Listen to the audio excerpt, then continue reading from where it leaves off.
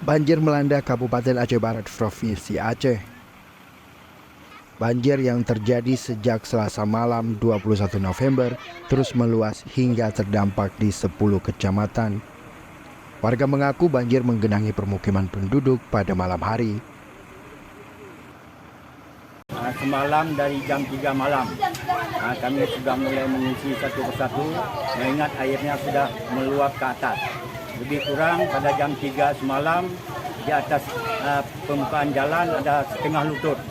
Jadi hingga pada saat pagi harinya jam 7 sudah mulai meluap kembali, airnya bertambah sampai 1 meter lebih. Maka pada saat ini kami memang sementara ini ada warga yang sudah mengungsi, masih ada yang di rumah-rumah. Pemerintah Kabupaten Aceh Barat mengumumkan status darurat. Ribuan rumah penduduk di wilayah itu tergenang banjir.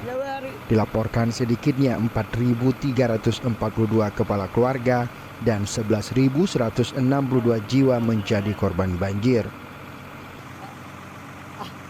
Sejumlah warga juga harus mengungsi akibat banjir tersebut.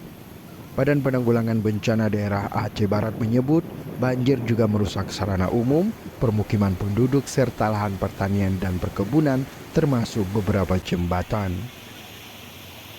Sebagian besar sekolah yang terendam banjir juga tidak dapat melaksanakan kegiatan belajar mengajar.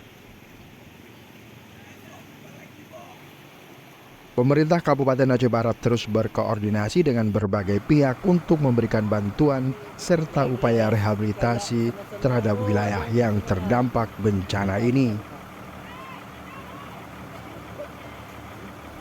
Dari Aceh Barat, Arif Fahmi melaporkan untuk Aceh Video.